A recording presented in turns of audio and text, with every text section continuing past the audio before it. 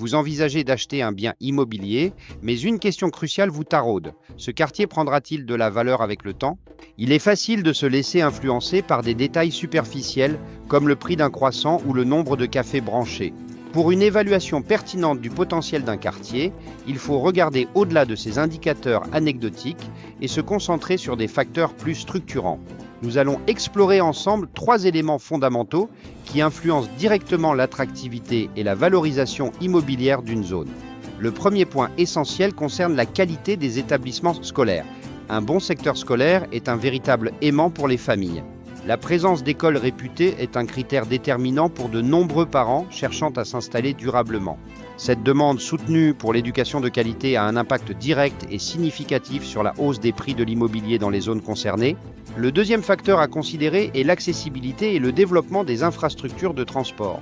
Une bonne desserte est synonyme de dynamisme. Imaginez une gare en construction ou l'extension d'une ligne de métro ou même une ligne de bus avec une fréquence de passage élevée. Ces améliorations sont des signaux forts d'investissement public et privé, indiquant une volonté de faciliter les déplacements et de connecter le quartier au reste de la ville. Une meilleure connectivité rend le quartier plus attractif pour les résidents et les entreprises, ce qui se traduit inévitablement par une augmentation de la valeur des biens.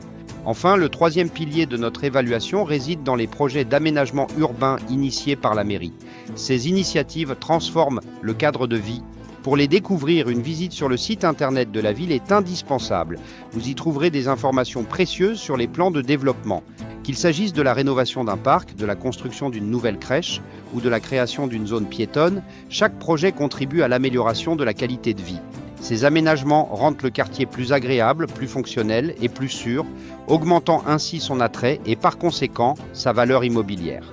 En bonus, un indicateur souvent négligé mais très révélateur, est le taux de logements vacants dans le quartier. C'est un baromètre de la demande.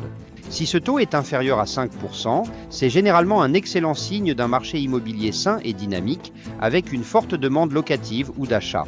En revanche, si le taux dépasse les 10%, cela devrait vous inciter à la méfiance. Un nombre élevé de logements inoccupés peut signaler un déséquilibre.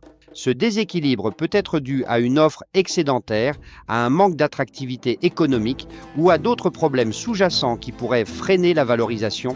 En somme, l'évaluation du potentiel d'un quartier n'est pas une question de chance ou de magie, mais bien une démarche logique et méthodique. En analysant ces critères objectifs, vous serez mieux armé pour prendre une décision éclairée et maximiser votre investissement immobilier. Abonnez-vous pour plus de conseils.